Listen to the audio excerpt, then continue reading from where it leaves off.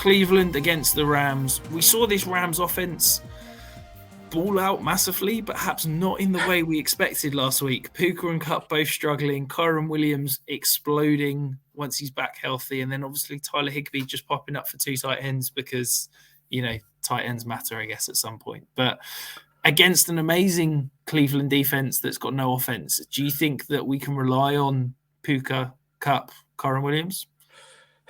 It's really tricky because kind of what we saw last week with the Browns is that their defense is fantastic, but when you have incredibly poor quarterback play, the defense is going to get tired. And that's what led to the Broncos eventually being able to run the ball. They ran the ball 39 times for 169 yards and 2 rushing touchdowns last week. And I think that that's a formula which the Rams should be leaning into. We've seen Kyren Williams just is legit.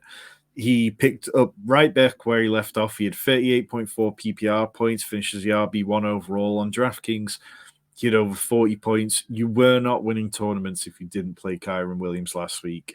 His 204 total yards were the second most by a running back this year. His 56-yard run was the longest play the Rams have had on offense all year, which kind of speaks to where the Rams are. We remember them a couple of years ago on their Super Bowl run where Cooper Kupp was breaking plays. It was just like things were happening all over the field at times.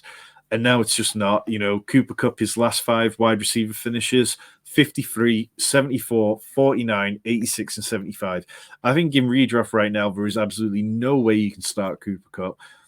It's a problem which I'm having because I was very high on him coming into this season. There was a point where I was even talking him up as the wide receiver 1 overall.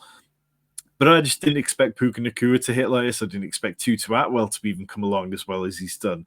So it's really tricky for me to get there on any of the passing game options because, as well, the Browns defense is very good at defending virtually every passing game option. They are weaker against the run. They rank second against the pass, and they rank third against the run.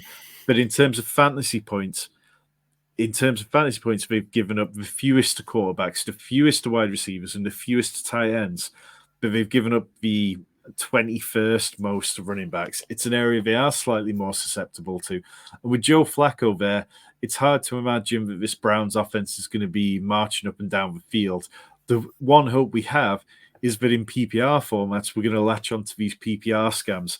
Elijah Moore, who over his career has played with Joe Flacco on a few occasions, and he averages 11.83 PPR points in games with Flacco compared to 7.7 without.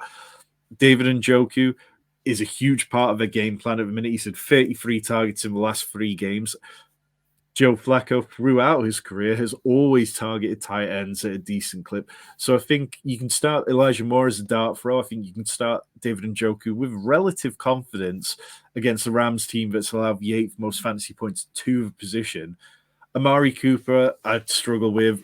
Joe Flacco pushing the ball downfield or onto the boundary at this point in his career with his arm strength. I don't know. I mean, the spiral's going to look pretty, but I'm not sure they're going to reach Amari Cooper.